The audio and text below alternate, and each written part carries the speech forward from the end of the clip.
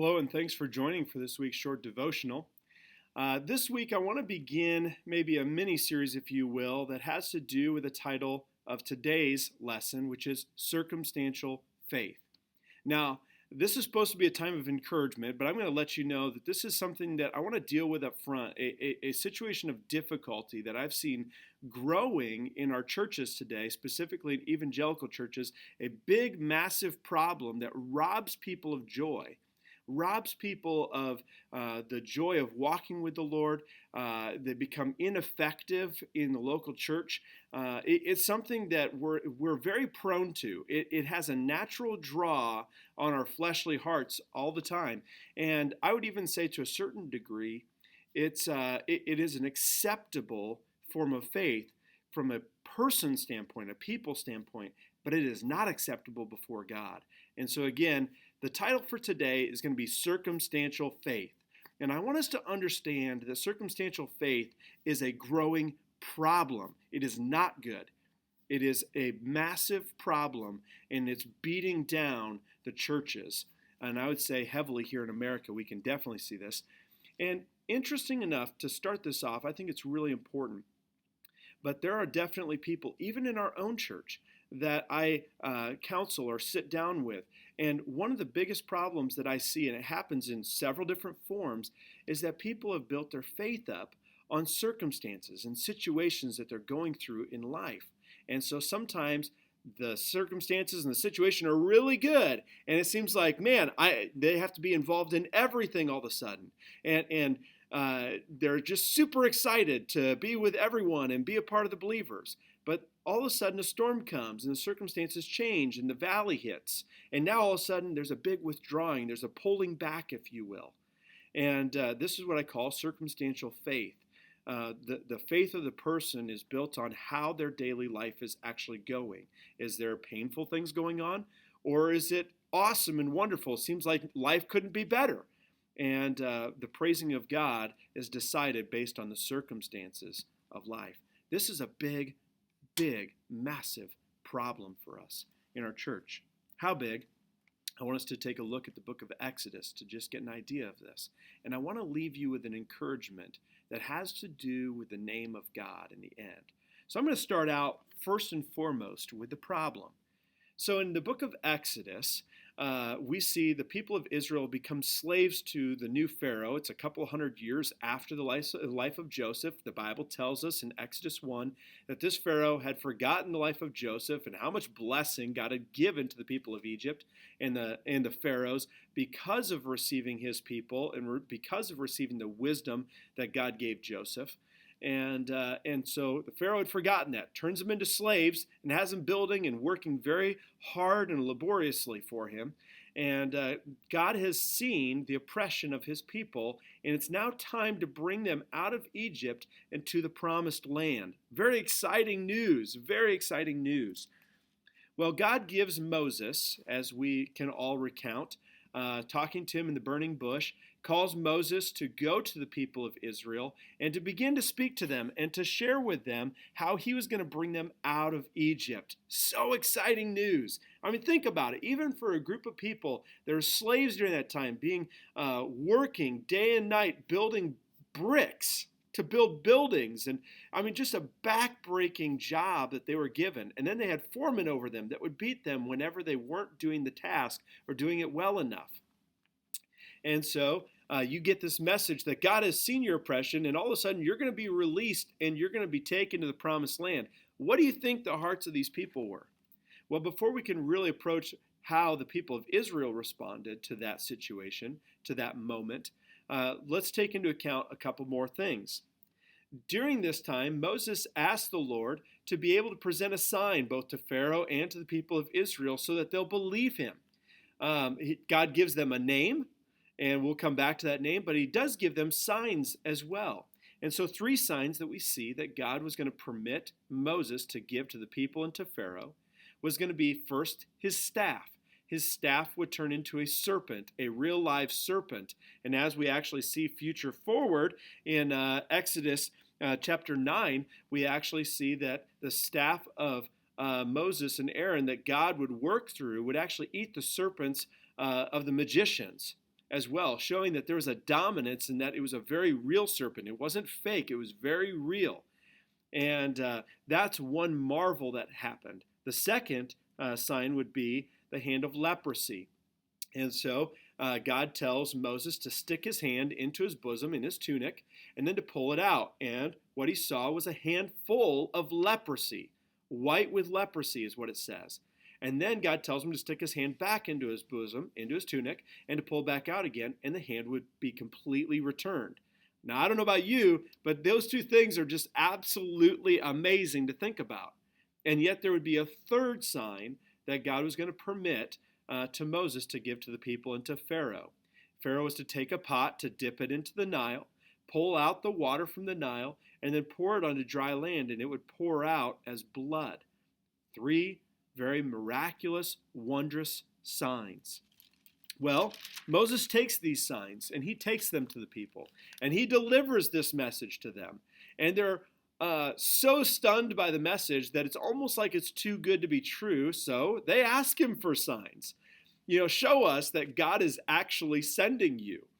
And so this is what it says. We'll pick up in chapter 4, verse 29 through verse 31. It says this: Moses told Aaron all the words of the Lord with which he had sent him and all the signs that he had commanded him to do. Then verse 29, then Moses and Aaron went and assembled all the elders of the sons of Israel. So they've got all the people of Israel, the leaders of Israel. And Aaron spoke all the words which the Lord had spoken to Moses. He then performed the signs in the sight of the people. So the people believed, and when they heard that the Lord was concerned about the sons of Israel and that he had seen their affliction, they then bowed low and worshiped. I mean, think about it. They hear this great news. Man, that's too good to be true. You better give us some signs so that way I can believe it. Because, my heart's pumping like, man, this is exciting, but I don't know that I can receive this because it's almost too good to be true. So then we have these 3 crazy, miraculous, wondrous signs that Moses has given. And they see these signs, and all of a sudden they're saying, it's true. It's true. God's going to take us out of this slavery, and we're going to go to a promised land. And so the response is they bowed low and they worshiped God as they ought to have done. That's absolutely true. They ought to have worshiped God in that moment, and they did. That's a wonderful thing. But this has proven circumstantial because of the fact of what comes next. And so Moses takes this message. He's now delivered it to the Israelite people as he was to do. And so now him and Aaron go to Pharaoh. And God had already said that Pharaoh was going to have a hard heart, that Pharaoh wasn't going to receive their message. The interesting thing was there's a test before Pharaoh, because initially at the onset in chapter 5 and even earlier when God was talking to Moses, telling him what would go down, the proposal was that they would only make a 3-day journey to be able to worship God. And it's supposed that there's a return that would actually be there. And so Pharaoh would only have to let them out of his hand for a time. But Pharaoh was so hard of heart. That's what helps us to understand. Pharaoh was so hard of heart that he wouldn't even let them out of his sight for a moment, is what the text tells us in chapter 5. And so he becomes angry. He doesn't not just let them out of his sight. He actually becomes angry that this would even be a request. And so he makes their work even harder, proving the hardness of his heart towards these people and even the God of these people. He was not soft in heart like the many other pharaohs that had gone before him during the time of Joseph and even Jacob and Abraham and Isaac. Okay, during that time, the pharaohs received the God of the Hebrews and they were blessed for it. Here, this Pharaoh, he is so hard towards God and so hard towards God's people. He doesn't want anything to do with it. And matter of fact, shows his hardness by making the work harder. Now, I believe God permits this because he's testing the faith of the Israelite people. And this is how we know this as it continues on. The work becomes harder, and it tells us in Exodus chapter 5 that Pharaoh, in his anger, he goes and tells all of his foremen to make the Israelites now go out and get their own straw to be able to build the bricks with. Prior, it was provided to them. They had to make bricks, but the straw was at least provided to them. Now they were going to add to their backbreaking work, and they had to go out and get the straw too. and they're told that the quota can't be changed at all. And if they fall short, they get beaten. And that's what begins to happen. And so many of the leaders of Israel, they go to Pharaoh and they complain to him. And Pharaoh doubles down on his task before them and says, nope, this is the way it's going to be. And I'm going to continue to beat you as long as you don't meet that quota, even if you do have to go get the straw. And so listen to what happens now.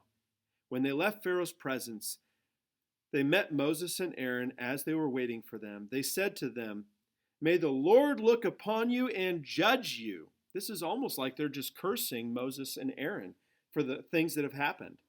For you have made us odious in Pharaoh's sight and in the sight of his servants, to put a sword in the hand of Pharaoh to kill us. Now, again, understanding the position here, what they're saying is, you didn't come to bless us. Do you remember? They saw signs, they saw wonders, miracles, right? Validating that Moses and Aaron were coming on behalf of God, that God had elected them to lead the people of Israel out of Egypt. And only days later, now they're complaining, saying, no, all you did was bring a sword and put it in Pharaoh's hand. Again, their circumstances, at one moment was a peak. They thought, man, everything's good, everything's great, we're getting out of here.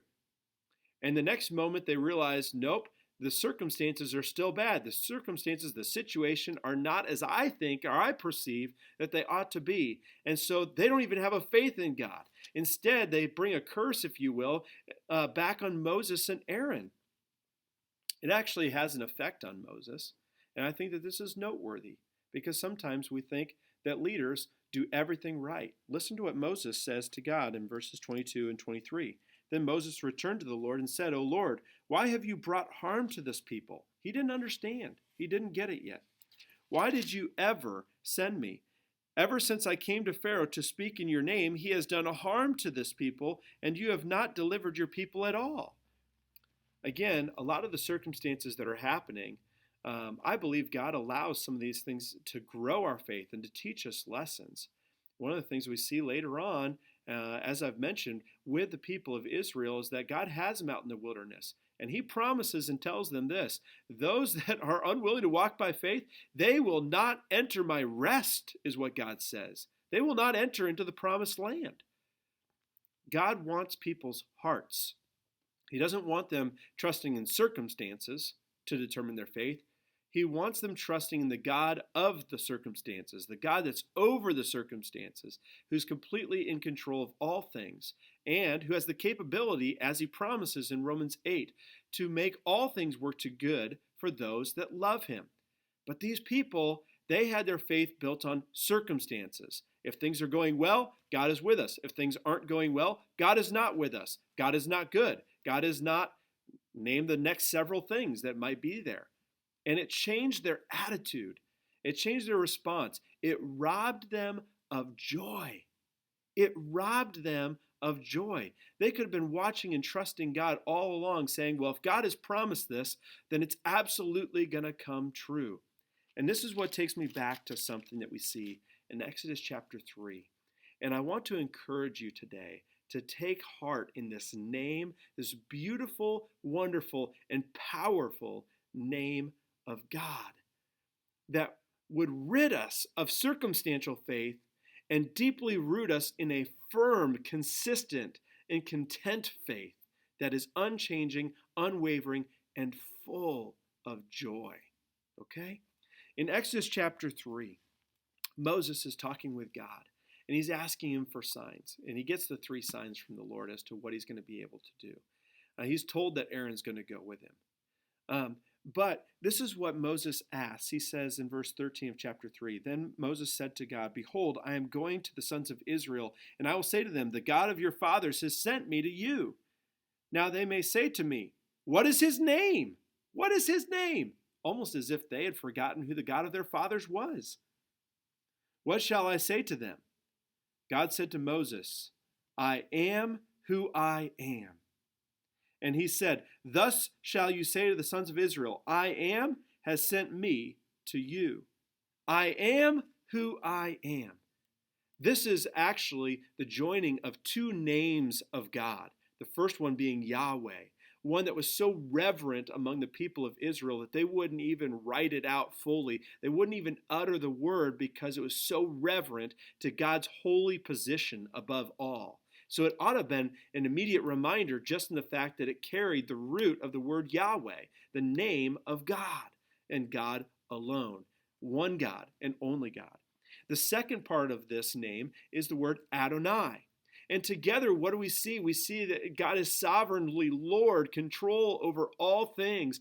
And together, this name is the word Jehovah. It's where we get Jehovah God. I am who I am. The self-existent God from everlasting to everlasting, in absolute control of all things, nothing escaping his sight, nothing escaping his ability or his power or fleeting with his plans.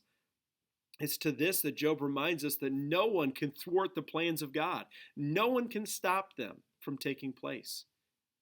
This is who they were given as a name before the signs were even given from Moses to the people. They're told that Jehovah God, Yahweh Adonai, Jehovah God, sovereignly in control of all things, has promised that he's here. And by the way, here's 3 signs to prove that this is the God who has sent me. And these people, they praised God one moment, totally disregarding the name of God the very next moment, when the circumstance didn't seem the way that they thought it ought to be. They denied Jehovah God, his very name, in their heart. Look, this is the God that we ought to learn to lean on, to press into, and to say, God, even now you are God. I don't get this. I don't get the difficulty of the storm that I'm going through. The circumstance doesn't seem beneficial. It doesn't seem good, but I know, God, that you're good and you're in absolute control and you've promised so much. So, Lord, teach me.